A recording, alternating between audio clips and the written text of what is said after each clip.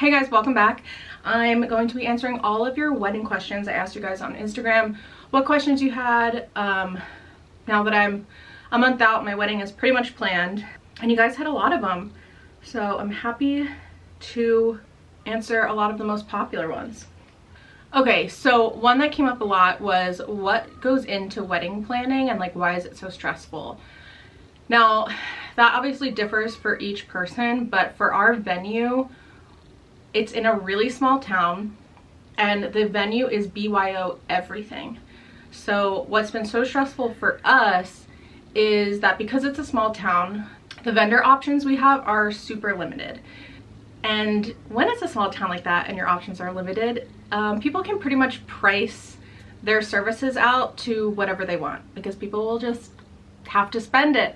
And that's something we didn't know going in. Obviously, we had never planned a wedding before, but it definitely added to us going beyond our original budget that we thought we would end up spending. Because even though the venue was in our price point, we didn't really know like all that would have to go into it to make it a wedding. We wouldn't change anything now because it's turning out to be the wedding of our dreams.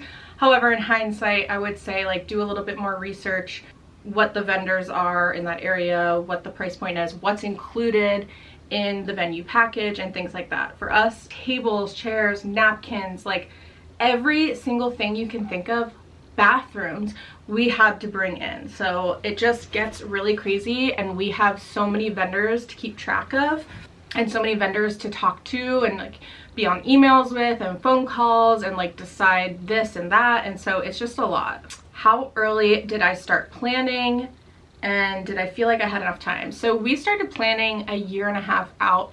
We have been engaged now for just about 2 years. We've been engaged now for almost 2 years, and we didn't necessarily plan on having a longer engagement. Like I kind of thought it would maybe be like 8 months to a year. But the reason it was a year and a half was because the venue we fell in love with only had 2 available wedding dates. One was the wedding date we chose, which was May 11th, 2024. And the other was literally like 6 months later. And we just were like, that's not enough time to book everything. And I almost was like, no, let's do it. We can do it. And Ted was the one that was kind of like, that's crazy. Like we're gonna lose our minds. And I agree. So in hindsight, he was completely right. I'm glad we waited. It flew by anyway. But yeah, so how far in advance, it just depends. You could get married really quickly if everything kind of works out, but I would say at least give yourself a year just because it is a lot of planning. I would have preferred more the year mark, but that's just kind of our options based on the venue. Another question I got a lot is like how to get started, like what's the first step? And for us, it was making a guest list. Like we had an idea in mind of like we didn't want a super big wedding, but we didn't necessarily want 20 people. Like we wanted all of our closest friends and family there, but we wanted to keep it on the smaller side. So like 80 was our max.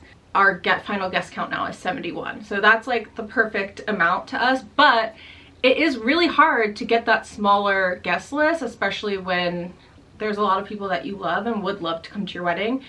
And that was probably like the earliest stressor because it's just really complicated and really sad to like have to eliminate people that you love. But the way we looked at it that helped was we were saying, okay, if we were having a 150 person wedding, these people would be coming and would be invited. However, we're not. We want to keep it smaller, around like 70, 80. So, you know, there's just like hard decisions that need to be made. It helps to kind of have some like rules in place. So like, you know, partners are obviously invited, but only if it's a serious relationship. So like maybe you've been together for a year, year and a half, whatever. Everybody has different rules. For us, it had been together for at least a year and that he and I had both met them. We also decided not to have kids. That ends up eliminating people already because some people are offended by that, don't want to come or can't travel without their kids. Whatever the case, we just decided, you know, we didn't want kids at our wedding. It's nothing personal against kids or our friends or family that have kids. It's just when we envisioned our wedding, it was just adults only. We wanted everyone to be present and let loose, and kids can be, you know, disruptive, and you know, they have to go to bed early, and they have to, like, you know, have nap times or whatever the case. It's just not kind of what we envisioned for our weekend. So we decided no kids, and already that eliminated so many. I mean, we would have absolutely blown our guest list and our budget if we ended up having kids. So no regrets there. But the next thing that I felt was important to do in the wedding planning process, I felt like I couldn't plan anything until I knew what the venue was. It's like, I didn't know what date, I didn't know how many, you know, people were going to be able to be invited. I didn't know what part of the, you know, country or the state it would be. So the venue was the first step for us after the guest list, because with the guest list we had kind of an idea in mind, because a lot of venues do have limits. Some only allow 50, some allow 200, you know, some have minimums. So it just depends. So it's good to have an idea kind of going in. But when we found our venue, everything else then kind of falls into place. It's like you lock in the venue, you lock in your date, and then you can start looking at like vendors and stuff. And for us, finding a venue was kind of a daunting task for us. And the way this is to kind of piggyback on another question people asked, was how we found our venue. And I just simply found it by Googling. I mean, we looked kind of everywhere. We were even looking at, like, we knew we didn't want to get married in LA first because it's expensive, even though our venue is really expensive because it's still in California. It's not as expensive as it would be if we were getting married in LA. But we even looked into like Montana or like Wyoming or just another beautiful place, because all of our family lives on other parts of the country, so they were gonna have to be traveling in anyway for our wedding. So we kind of didn't feel limited to just having it in California. It was hard for us to agree on venues. Like, Ted really liked ones that were like really wooded and rustic, and I liked really kind of open and kind of coastal. And the way we found it was just by like Google searching like buzzwords that we liked, like rugged coast or like tree lined or like redwood forest and things like that. And then we ended up finding our venue, which I feel like is the perfect kind of combination of the both of us. It's like you've got the background is like the mountains and the redwoods, and then the other side is like the rugged California coast, and it's very open and like cozy but still like really down to earth. And so it just felt like the best of both worlds, and when we saw it we just immediately fell in love. We booked it sight unseen. We have since visited it. We went on a road trip last year to go see it, and it looks exactly like the pictures, which I knew it would. And yeah, that's how we found it. But it was definitely a daunting task, and we ended up almost booking one in Oregon, but it was like even more remote than our wedding venue now, and like it was just gonna kind of be a disaster for everybody to get to. So we ultimately decided not to do that one, but that one kind of like helped us decide, like figure out what we liked about it, and then that kind of helped us. So it's just a lot of like Google searching, looking around, looking at pictures, getting quotes. But when you see the venue you like, you just kind of know. So that kind of really kickstarted our planning, because once we had the venue, there was only 2 dates to choose from. And so once we had our date locked in, it was, you know, you could start going around to different vendors and you know, talking about your day and seeing if they're available and things like that. What part of my day am I most nervous or concerned about? I am most nervous about the ceremony. I'm most excited about the ceremony as well, because it's the most special part of the day. It's like where we're gonna get married. But I'm also so nervous about like the performance of it all. Like, I'm having so much anxiety the closer we get, just at the thought of like just the anticipatory anxiety of like, I get stage fright, and it might seem like kind of counterintuitive because like I am an influencer and I'm constantly like on camera and things like that, but there's such a difference between like sitting in my room and vlogging than you know, being out in person. Like in real life, I'm very kind of bubbly and loud and stuff, like with my friends and people that I'm comfortable with, but in a crowd and things like that, like I tend to be a little bit more introverted and a little bit more shy, and it takes me a bit to warm up, and I'm easily embarrassed. And so, you know, I kind of thought back and forth. You know, I know a lot of people choose to do their vows privately, but as much as I'm nervous about it, I really do want to have that moment where like I stand in front of my friends and family and I tell them like how much Ted means to me, and they get to hear us say our vows to each other. Like, it's such a special moment, and if you've been to a wedding before, you know like how nice that moment is to witness. And so I did want that, even though I'm so nervous and it kind of goes against like who I am as a person. But I think it's just going to be what it is. We've decided to do a first look, which I initially was not going to do that. I wanted him to like see me for the first time as I'm walking down the aisle, but the more I just kind of like thought about it, the more I was like, I think I need that time beforehand to kind of just ease my nerves. And now I'm so glad we're doing it. What are things me and Ted knew immediately we wanted to exclude or include? So one of them being kids. Like, we knew right off the bat we did not want kids at the wedding. Just like, we wanted it to be one big party where everyone's just like getting drunk and letting loose and dancing and just having a great time, and we didn't want to have to kind of worry about it being kid friendly. The others, like, we've really just like agreed on so much. I don't know if there's anything else we were like definitely not, or definitely including that, but like we were both very much wanting it to be a weekend event. And we wanted it to feel like a vacation, not just for us, but for others. Since, like I said, most of our family is going to be traveling in for it. It technically is a destination wedding, even though it's in California. It's still, you know, we live in Southern California. It's all the way in Northern California. So everyone is traveling for it. And so it was really important for us to like show everyone a really good time for the weekend.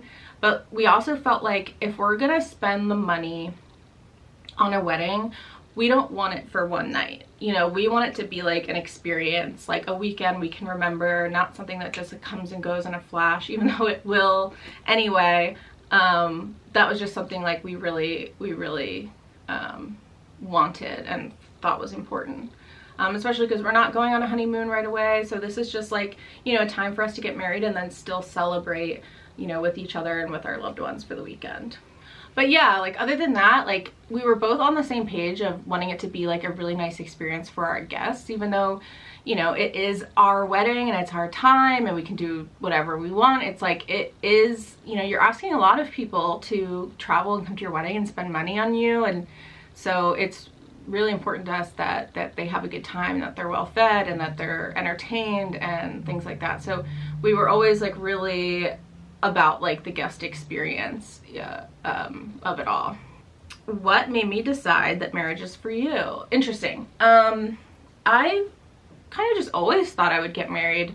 I've always wanted to get married, and it's not that I think anything is gonna like really change much. I feel like for all intents and purposes, Ted and I have been operating as a married couple for some time now, you know. I feel just like it's a really special thing if that's something you choose to do. It's like, it's a commitment. It's, you know, promising each other to be together and work through anything, and just to have somebody like by your side is just like really romantic. You know, I come from a divorced family, and you know, my childhood was spent going back and forth from different homes, and I always just really wished I had that cozy family dynamic. And so it's made me like really want that for myself, and to create that for myself and for my future family. And so, you know, I don't blame my parents for it. It happens. But yeah, it's just always been something I wanted and something that's important to me, and I'm so excited to get to be Ted's wife. So what am I DIYing? Okay, good question. So if I had my way, I'd be DIYing so much, but because it's a destination wedding, there's only so much I can do and bring with me. Like, I really had fantasies of like creating a whole like baby's breath floral arch, and I could definitely do one. However, I don't think I can do it in an evening, and that's what I would have to do if I were doing it myself, because it would be too much. We wouldn't be able to drive it up and fit it in the car. It just wouldn't work. So it just was something I just let go of. But the things that I am DIYing, the napkins that I've showed in like a TikTok and stuff, I'll put a picture here, but I found these because we're renting everything, right? And so we were gonna rent these like white polyester napkins. They were the cheapest ones at like $1 a napkin. Everything's just so expensive for no reason. You know, polyester napkins, it wasn't my first pick, but I ended up just kind of perusing Facebook Marketplace, and people, it's like a, you can find so much wedding stuff because people buy stuff for their wedding and then are trying to unload it. And so that's kind of what happened, is this woman had a bunch of white linen napkins left over. Like, I think she had 90 or 100 of them. And I ended up she cut me a deal, and I ended up snagging them for like $70 for like all 90. And so it came to less than the cost of renting them. Then I was able to just personalize them. So because they were linen, I dyed them blue, and then I spent the next couple months hand embroidering them all. And I love them so much. I think it's gonna look so good. Another thing I'm DIYing is I'm making all of the centerpieces, so all of the ceramics. And that's definitely been a task, and it's not necessarily cheaper because I still have to pay for like materials and stuff, but it's just a little bit of a personal touch, and I get to decide, like, you know, rather than having like clear bud vases, it's like I get to have like pinks and greens and oranges, and so they're all going to be different colors and different shapes, and people can take them home if they want, or I'll likely like sell them on my website after. And then the other DIYs are flowers. So before we even got engaged, I fell in love with red anemones, and I was like, that's what I want my wedding flower to be. It felt like a little bit unexpected. I feel like, I mean, maybe not so much anymore. I do see a lot of like fun, colorful wedding flowers, but I feel like traditionally that's always been like whites and pinks and things like that, and roses, and I just thought that was like a little unexpected, and it's so California. Rather than the hassle of like, I mean, you can spend so much money, thousands and thousands on flowers, and it just was not in our budget. So we decided to buy them wholesale and to just get the one flower. So it's just in all the vases. It's going to be the red anemones, which I think will look so good with the vases and so good with the napkins.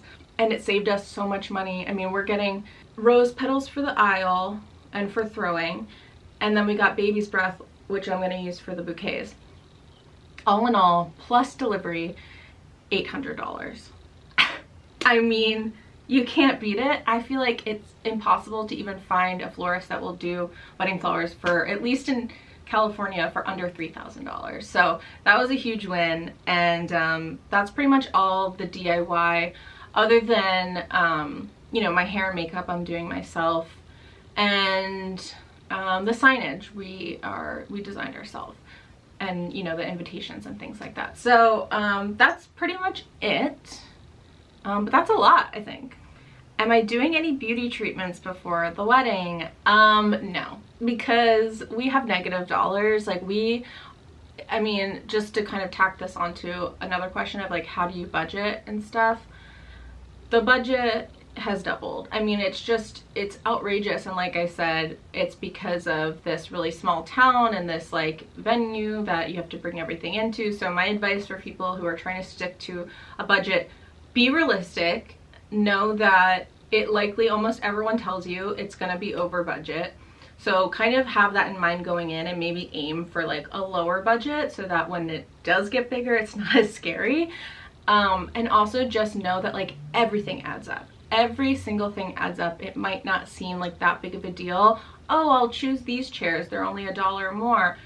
It adds up. Everything adds up. So if you want to stick to your budget, just do everything you can to save any amount of money throughout the whole process on everything. If something's 25 cents cheaper, get it, okay? So anyway, what was I saying? Oh, beauty treatments. So throughout the process, I had booked a appointment to get Botox. I had never gotten Botox before, but it's been on my wish list for a long time, you guys know. And so I was like, okay, well, perfect. I'm gonna get it before my wedding, and blah, blah, blah, and I'm gonna look gorgeous. And then I was like, I can't afford this at all, and so I canceled it. And so I'm going in Botox free, and guess what? Like, there is so much pressure, especially around the bride, to look a certain way, to do this, to do that. You need to go tanning, you need to go get a facial, you need to get liposuction, whatever the fuck. Like, so much stuff. Sorry, my camera's cut off because I've been yapping. So much stuff, you know, that you have to do, or that you like have to look your most gorgeous and stunning and ethereal on this day, and then every other day is downhill after that. And it's just like, I was feeling that pressure. Obviously it's impossible not to, but then I was kind of like pissed off by it, and I'm like, you know what, fuck you. I don't have the money, nor do I have the time or the patience, and I just don't have to. Okay, I just don't have to. It's the good thing about weddings is, like, at least in my experiences, like, they're so overwhelming that it's just kind of at a certain point it's hard to care about everything. It's hard to care. It's like there's like decision fatigue. Like, there's too much going on that I'm just like, you know what, I don't care. It's just gonna be what it is. I'm gonna do my hair, I'm gonna do my makeup, I'm gonna look pretty, and I'm gonna look like myself, and it's okay to just like look the way you do at this time of your life. You know, it's like, I'm the biggest I've ever been, and I'm getting married like that. And will I stay this way? I don't know, but it's like, I will be able to still look back on those photos, and maybe I'll be in a smaller body, and maybe I'll be in a larger body, but I'll be like, that's who I was in this moment, and look how happy and beautiful I looked, you know? And so it's like, so what? I have crow's feet. It's like, I'm 34 years old, and I'm happy, and I'm smiling, and that's just what it is. It's like, you don't have to compare yourself to anybody else. It's gonna be such a wonderful day, and you can just show up as you are. So no, I'm not getting any beauty treatments because I can't afford them. Will I be vlogging any of it? I don't think so. You know, I'll probably do, not like of the wedding day, but I'll probably have like TikToks or Instagram stories of like the weekend. I'm like definitely gonna show my dress and things like that once I'm all done and stuff. I don't know if I'll show it on the day, but at least the day after. But I don't think I'll be gonna be vlogging, and that's just because I just want to be present. Like, we've spent all this money and all this time, and we're bringing all these people out there, and I just want to be present as much as I can and really enjoy it. What was my experience shopping for my wedding dress as a plus size bride? You guys, I'm not going to lie to you, it wasn't great, and I do feel a bit robbed of the experience, and like, I've definitely shed some tears over it, and I hope that just things are different for others in the future, because it's just unfair. It just frankly is unfair and upsetting. And you know, it's like, imagine, you know how bad it is just shopping in general as a plus size person, and it's that times a million. So I put off, you know, it's like, I love shopping and I love dresses, and I was so excited to go wedding dress shopping. When I got engaged, because of just where I am in life size wise, like, I really put off going wedding dress shopping because I just knew it wasn't going to be that experience that I dreamed of, you know, that I always thought it would be, where I'm just trying on dress after dress after dress and just feeling gorgeous in all of them, and what do I choose? And it's just, that wasn't my experience. I went to one shop, I tried on 4 dresses, and I got lucky in that the 4th one I tried on was my dress, and I fell in love with it. If I didn't, I just don't know, I would have settled. I just felt like I would have settled. So how I went about it is, I started just looking up dress designers that I liked, that made, like, that had size inclusive dresses. There's not a lot. There are definitely some, like, it's like you can go to like David's Bridal and stuff, but like, that's not my style. There is a few plus size bridal shops in my area, but again, like, I didn't like anything there. It's all just very specific. It's like, you know, it's like being like, oh, well, you need pants, go to Torrid. And it's like, well, I don't want to go to Torrid. Why is that my only option? It's like, I'm a bit of like a fashion girly. I want something specific. I want something cool. Like, why can't I have that beyond like a size 10? So Bridal is also a whole different ball game. Like a bridal 16, which I am, is actually like a 12 or 14. So it runs super small. So being able to find sample sizes in my size, near impossible. And I went around emailing a lot of different shops, and I would get a lot of, oh, well, our sample size is an 8, but we have ways to go around that and to pin you into the dress. Don't listen to that, okay? There are things you can do when it's like a little bit. Like my dress was kind of pinned on me. It wasn't my exact size. But it's still, I was able to get it on, and then it was just kind of bungeed so that I could like kind of see. But if they're telling you that they're gonna get you into a size 8 and you're a 16 or 18, like that's just not gonna happen. What they're gonna do is they're gonna hold it up to you, they're gonna pin, and they're gonna say, just imagine. And it's like, how can you possibly do that? So I found a dress by Waters, which they do size inclusive dresses, which I love, and they have really gorgeous stuff. I saw one online and I was like, I kind of like that. I'll see if there's a shop near me that carries it. And so I emailed a shop. They said they carried it, but they had a sample size 12.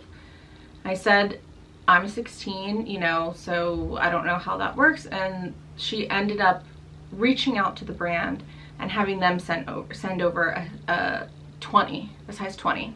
So I was able to get it on, and it fit great. But again, it's like you have to do all these little loopholes. It's like I got lucky in that the dress shop was willing to do that extra work for me. And so I went in to try that one on specifically, and I didn't end up loving it.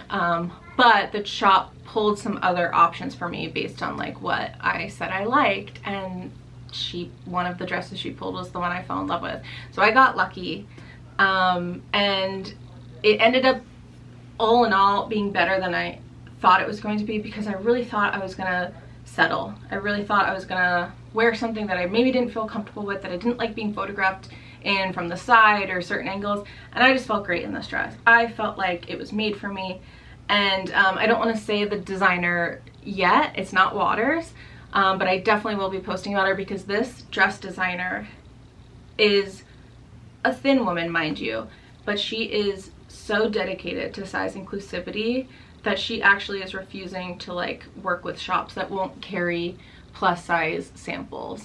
And you can tell in the crafts, in like the craftsmanship of the dresses, because if you're plus size, you know what it's like to like put on a pair of jeans that's like made for plus size, but you know no care went into making them. It's like they don't think about what a plus size person's body shape is or anything. It's like this dress was freaking made for me. We've even like, once we ordered it in my size, like we've barely had to alter it. Like it's so good. She's just like, this designer needs to blow up. She's more indie, but I just love my dress so much. I can't wait for you guys to see it. It's so special, and like you've not seen anything like it. Did I ask my guests to follow a dress code? No. We made the dress code, we're calling it festive, and essentially we just want people to dress the way they want to dress and wear fun, bright colors, because I feel like, you know, for weddings people try to like dress down and like muted and kind of blend in, and we're like, no, we're having like a colorful, like garden-y wedding. We want you in red, we want you in pink, we want you in blue. Like, have fun with it. And so like that's kind of what we've asked. But as far as like, don't wear this, don't wear that, or like wear this specific color palette, I mean that's fine if you do that, but I personally think it's weird. Did I end up finding a dress for the rehearsal dinner? Yes. Oh my god. Finding a dress for the rehearsal dinner was almost as hard as finding a dress for the wedding. This is just like ridiculous. I'm so over it. Like, it's been hell. It's been hell every step of the way. And it's like, it's hard not to be bitter when you see like thin brides just having the time of their life, just like pulling these looks together and having like the brunch look and the dinner look and this, and I'm gonna do a dress change and whatever. And it's just like, I'm just lucky that I found the 2 dresses that I did, but it was like grueling. And don't get me wrong, like I feel amazing in them. Well, I haven't gotten my rehearsal dress yet, but I did order it, and I think it's gonna be great because it's made to measure, so that's just kind of where I'm at. In the process, I found a gorgeous dress that someone actually recommended to me. I'm going to give her a shout out. I don't know if she's watching, but you should go follow her on Instagram because she's great. And she just like she's also a fellow plus size creator, and she just totally got my vision, and she sent me all kinds of stuff. I ended up choosing one of the things, and I'm going to put her Instagram handle right here, but she's awesome. And I fell in love with one of the options she sent, and they're made to order. It was more expensive than I wanted to spend, but that's where we're at. And I think I deserve to have a special freaking rehearsal dinner dress, okay? I deserve to feel like a freaking fairy princess at my goddamn wedding. God forbid. So, yeah, I did find one, but stay tuned. How did we save / budget? I'll be honest with you, not super well. Our finances changed a lot after we had already started planning the wedding and deposits were in. So that was unfortunate. You know, Ted especially was affected by the strike, and that was a super scary time, and we fell behind. And we're still catching up, and we will be catching up for a long time. So having to plan a wedding during that, I don't recommend it. It's been so tough. We are fortunate that our parents are both helping out with the wedding. We did not expect it, but they have offered to help us, and you know, we're still paying for a lot of it, but they're contributing a lot as well, and we just feel so grateful. But yeah, that's kind of like I said, budgeting. Like, we originally thought we were gonna do it for pretty cheap. We were gonna do DIY everything, and it was gonna be this and that, and that was just kind of like, we were so naive. So in hindsight, like, I see why people elope. It wasn't for us. Like, we did talk about it, but ultimately we really wanted this, and so we don't regret it, even though it's been really hard. Best organization tips. Okay, the best tip: get engaged to somebody who knows Excel. Ted, he's a freaking whiz with spreadsheets, and he got us so organized. Everything, like, I'm so chaotic, and everything would be kept in my head or like written on little scribbles of scrap paper around the house, and then I'm like, where is that, like, and I'm just kind of like that. Ted loves making lists, he loves making spreadsheets and things like that. We both are ADHD, but like, he just has like a better handle on it, and so he just like knows that he needs to like be really organized, and so he got us organized right off the bat. So like, we have tabs on our spreadsheets of like, you know, just everything you can think of, and we're just so organized, and that is completely him. What did I delegate to Ted? Nothing. Ted has been very, oh, here he is. What have I been? What have I delegated to you? Everything. Everything. You put it all on my shoulders. Yeah. You said surprise me. No, so Ted, I haven't delegated anything. We've been completely planning this wedding together. And we've been a great team, I think. Yeah, definitely. Yeah. Ted has a lot of opinions, and luckily he has really good taste and a good vision, and we align in most of it. Yeah. And yeah. And where we don't, we have big fights. Big fights. Can I ask you to feed the cats this evening? You don't want to do it right now? No, because she's sleeping. I just touched her, she didn't move, and I don't know where Wizard is. And... That's, yeah. Well, you don't have to make dinner, so... Yeah, but I was gonna go to the, oh, you know, and I got this. Wizard. All right. Maybe. Well, I can just set it out. She doesn't need to be there. Yeah, but he'll eat it all. All right. Well, maybe dinner. Come here. Come on, babes. Dinner. Let's go. He's like, well, all you have to do is say dinner. Wizard, dinner. Why didn't you say so? Anyway, so yeah, did not delegate. I mean, we have delegated things to each other, like, okay, you talk to your family about XYZ, I'll talk to whoever about whatever, and then we kind of come back together. But there's no like thing that I'm like, okay, you handle this because I'm doing this. It's like, we've planned everything, we've done all the calls together, we've written emails together. It's like, we've really, this wedding is very representative of the both of us, and it's both of our hard work. No one more than the other, except I'm doing the vases. He doesn't know how to freaking make a video. Nope. Band or DJ? We're doing a DJ. If like we had all the money in the world, I would do band plays us through dinner and then DJ for dancing, but we don't. We're having a DJ the whole time. We can't afford both. But I'm really excited about that because I'm not a huge fan of live music, I'll be honest.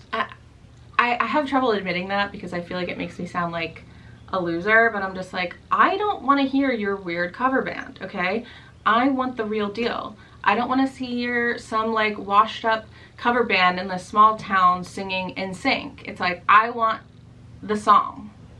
That's what I want to dance to. You want it that way. I want it that way.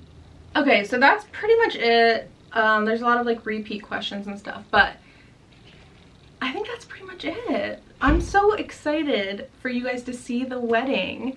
It's like, it's just been a year and a half of just planning and planning and planning and just hoping everything's gonna come together.